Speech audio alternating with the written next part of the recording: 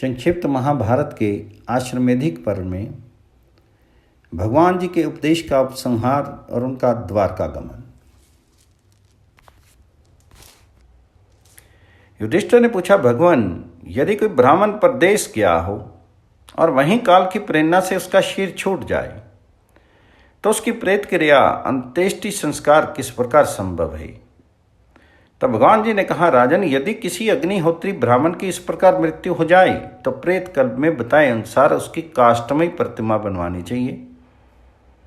वह काष्ठ पलाश का ही होना उचित है। मनुष्य के शरीर में 360 हड्डियां बताई गई हैं। उन सब की शास्त्रोक्त रीति से कल्पना करके उस प्रतिमा का दाह करना चाहिए। युधिष्ठिर ने पूछा, भगवान, जो भक्त तीर्थ यात्रा करने में असमर्थ हों उन सब को तारने के लिए कृपया किसी विशेष तीर्थ का धर्म अनुसार वर्णन कीजिए। तब भगवान जी ने कहा, राजन, सामवेद का गायन करने वाले विद्वान कहते हैं कि सत्य सब तीर्थों को पवित्र करने वाला है। सत्य बोलना और किसी जीव की हिंसा नहीं करना ये तीर्थ कहलाते हैं। तप, दया, शील, थोड़े में संतोष करना ये सद्गुण भी तीर्थ रूपी हैं। पतिव्रता नारी, संतोषी ब्राह्मण और ज्ञान को भी तीर्थ कहते हैं। मेरे और शंकर के भक्त, सन्यासी, विद्वान और दूसरों को शरण देने वाले पुरुष भी तीर्थ हैं। जीवों को अभयदान देना भी तीर्थ ही कहलाता है। मैं तीनों लोकों में उद्वेग शून्य, दिन हो या रात, मुझे कभी किसी से भी भय नहीं होता। देवता, दैत्य और राक्षसों से भी मैं नहीं डरता, परंतु शूद्र के मुख से जो वेद का उच्चारण होता है उससे मुझे सदा ही भय बना रहता है। इसलिए शूद्र को मेरे नाम का भी प्रणव के साथ नहीं उच्चारण करना चाहिए, क्योंकि वेदवेता विद्वान इस संसार में प्रणव को सर्वोत्कृष्ट वेद मानते हैं। शूद्र मुझ में भक्ति रखते हुए ब्राह्मण, क्षत्रिय और वैश्यों की सेवा करें, यही उसका परम धर्म है। द्विजों की सेवा से ही वे परम कल्याण के भागी होते हैं। इसके सिवा उनके उद्धार का दूसरा कोई उपाय नहीं है।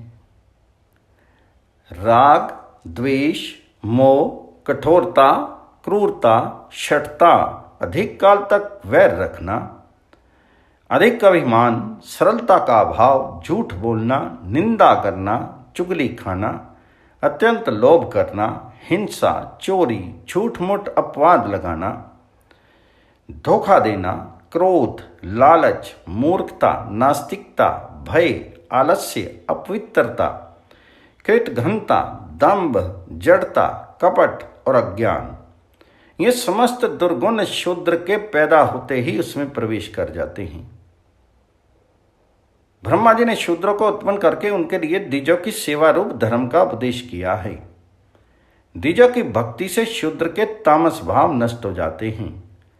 शूद्र भी यदि भक्ति पूर्वक मुझे पत्र, पुष्प, फल अथवा जल अर्पण करता है तो मैं उसके भक्ति पूर्वक दिए हुए उपहार को सादर शीश चढ़ाता हूं। संपूर्ण पापों से युक्त होने पर भी यदि कोई ब्राह्मण सदा मेरा ध्यान करता रहता है तो वह अपने संपूर्ण पापों से छुटकारा पा जाता है। विद्या और विनय से संपन्न तथा वेदों के पारंगत विद्वान होने पर भी जो ब्राह्मण मुझ में भक्ति नहीं करते वे चंडाल के समान हैं। जो द्विज मेरा भक्त नहीं है उसके दान, तप, यज्ञ, होम और अतिथि सत्कार ये सब व्यर्थ हैं। पांडुनंदन, जब मनुष्य समस्त स्थावर जंगम प्राणियों में एवं मित्र एवं शत्रु में समान दृष्टि कर लेता है उससे मेरा सच्चा भक्त होता है। क्रूरता का अभाव, अहिंसा, सत्य, सरलता तथा किसी भी प्राणी से द्रोह न करना ये मेरे भक्तों का व्रत है। जो मनुष्य मेरे भक्त को श्रद्धापूर्वक नमस्कार करता है वह चंडाल ही क्यों ना हो, उसे अक्षय लोकों की प्राप्ति होती है। फिर जो साक्षात मेरे भक्त हैं, जिनके प्राण मुझ में ही लगे रहते हैं तथा जो सदा मेरे ही नाम और गुणों का कीर्तन करते रहते हैं, वे यदि लक्ष्मी सहित मेरी विधिवत पूजा करते हैं तो उनकी सद्गति के विषय में क्या कहना है।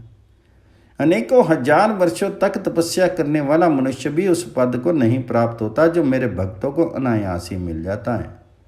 इसलिए राजेंद्र, तुम सदा सजग रहकर निरंतर मेरा ही ध्यान करते रहो। इससे तुम्हें सिद्धि प्राप्त होगी और तुम परम पद का साक्षात्कार कर सकोगे। जो व्यर्थ की बातें बकते रहते हैं वे मेरे भक्त नहीं, शूद्र हैं। किंतु जो वास्तव में मेरे भक्त हैं वे जन्म से शूद्र होने पर भी वास्तव में शूद्र नहीं हैं। भगवत भक्त ब्राह्मण के ही समान माने गए हैं। जो द्वादशाक्षर मंत्र के तत्व का ज्ञाता और निरंतर पंचयाम सेवा विधि को जानने वाला है वह उत्तम भक्त है। जो होता बनकर ऋग्वेद के द्वारा अधर्वी होकर यजुर्वेद के द्वारा उद्गाता बनकर परम पितृ सामवेद के द्वारा और अथर्ववेदीय द्विजों के रूप में जो अथर्ववेद के द्वारा हमेशा मेरी स्तुति किया करते हैं वे भगवत भक्त मानेंगे। यज्ञ वेदों के अधीन हैं और देवता यज्ञ और ब्राह्मणों के अधीन होते हैं, इसलिए ब्राह्मण देवता हैं। किसी का सहारा लिए बिना कोई ऊंचे नहीं चढ़ सकता, अतः कि सबको किसी प्रधान आश्रय का सहारा लेना चाहिए। देवता लोग भगवान रुद्र के आश्रय में रहते हैं, रुद्र ब्रह्मा जी के आश्रित हैं और ब्रह्मा जी मेरे आश्रय में रहते हैं, किंतु मैं किसी के आश्रित नहीं हूँ। मेरा आश्रय कोई नहीं है, मैं ही सबका आश्रय हूँ।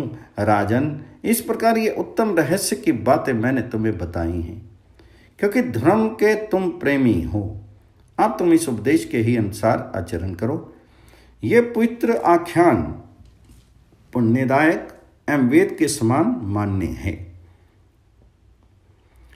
जो मेरे बताए हुए इस वैष्णव धर्म का प्रतिदिन पाठ करेगा उसके धर्म की वृद्धि होगी और बुद्धि निर्मल, साथ ही उसके समस्त पापों का नाश होकर परम कल्याण का विस्तार होगा। ये परम प्रसंग पवित्र, पुण्यदायक, पापनाशक और अत्यंत उत्कृष्ट है।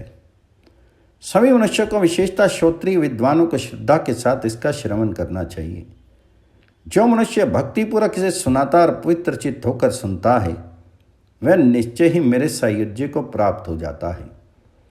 मेरी भक्ति में तत्पर रहने वाला जो भक्त पुरुष श्राद्ध में इस धर्म का श्रवण करता है उसके पितर इस ब्रह्मांड के परले होने तक सदा तृप्त बने रहते हैं। वैशंपायन जी कहते हैं, जन्मेजय, साक्षात विष्णु स्वरूप जगत गुरु भगवान श्री कृष्ण के मुख से भागवत धर्म का श्रवण करके इस अद्भुत प्रसंग पर विचार करते हुए ऋषि और पांडव लोग बहुत प्रसन्न हुए और सब ने भगवान जी को प्रणाम किया।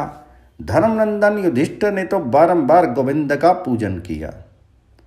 देवता, ब्रह्म ऋषि, सिद्ध, गंधर्व, अप्सराएं, ऋषि, महात्मा, गुहक, सर्प, महात्मा बालखिल्य, तत्वदर्शी योगी और पंचयाम उपासना करने वाले भगवत भक्त पुरुष जो अत्यंत उत्कंठित होकर उपदेश सुनने के लिए पधारे थे, इस परम पितृ वैष्णव धर्म का उपदेश सुनकर तत्क्षण निष्पाप एवं पवित्र हो गए। सब में भगवत भक्ति उमड़ आई। फिर उन सब ने भगवान जी के चरणों में मस्तक झुकाकर प्रणाम किया और उसके उपदेश की प्रशंसा करके कहा, भगवान, अब हम द्वारका में पुनः आप जगत गुरु का दर्शन करेंगे। यूँ कहकर सब ऋषि प्रसन्नचित्त होकर देवताओं के साथ अपने अपने स्थान को चले गए। उनके चले जाने पर भगवान श्री कृष्ण ने सात्विकी सहित दारुक को याद किया। सारथी दारुक पास ही बैठा था। उसने निवेदन किया, भगवान, रथ तैयार है, पधारिए। यह सुनकर पांडवों का मुंह उदास हो गया। वे हाथ जोड़कर आंसू भरे नेत्रों से पुरुषोत्तम श्री कृष्ण की ओर एकटक देखने लगे, किंतु अत्यंत दुखी होने के कारण कुछ बोल नहीं सके।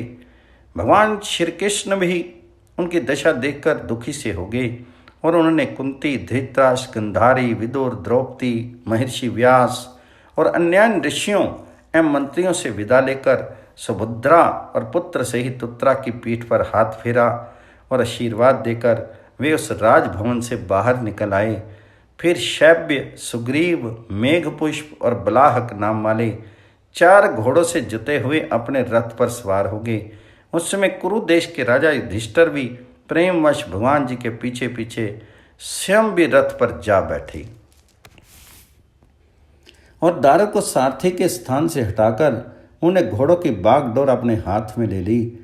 फिर अर्जुन भी रथ पर आरूढ़ होकर सर्ग दंड युक्त विशाल चमर हाथ में लेकर दाहिनी ओर से भगवान जी के मस्तक पर हवा करने लगे।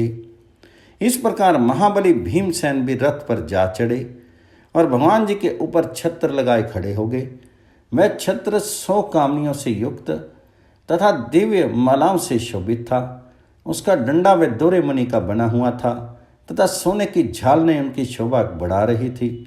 नकुल और सहदेव भी अपने हाथों में सफ़ेद चवर लिए रथ पर सवार हो गए और भगवान जी के ऊपर ढुलाने लगे।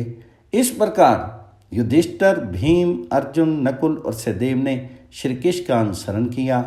3 योजन अर्थात 24 मील तक चले जाने के बाद भगवान श्री कृष्ण ने अपने चरणों में पड़े हुए पांडवों को गले से लगाकर विदा किया और स्वयं द्वारका को चले गए। इस प्रकार भगवान जी को प्रणाम करके जब पांडव घर लौटे तो सदा धर्म में तत्पर रहकर कपिला आदि गौओं का दान करने लगे। भगवान श्री कृष्ण के वचनों को बारंबार याद करके वे मन ही मन उनकी सराहना करते थे। धर्मात्मा युधिष्ठिर ध्यान द्वारा भगवान जी को अपने हृदय में विराजमान करके उन्हीं के भजन में लग गए, उन्हीं का स्मरण करने लगे और योग युक्त होकर भगवान जी का यजन करते हुए उन्हीं के प्रायण हो गए। जन्मेजय, इस प्रकार प्राचीन वैष्णव धर्म का ये उपदेश मैंने तुम्हें सुना दिया। ये परम पवित्र और पापों का नाश करने वाला है। भगवान विष्णु के बतलाए हुए इस धर्म का निरंतर श्रवण करते रहो, इसी से तुम विष्णु के परम धाम को जा सकते हो। उनकी प्राप्ति के लिए दूसरा कोई उपाय नहीं है। इस प्रकार से आश्रमेधिक पर्व समाप्त।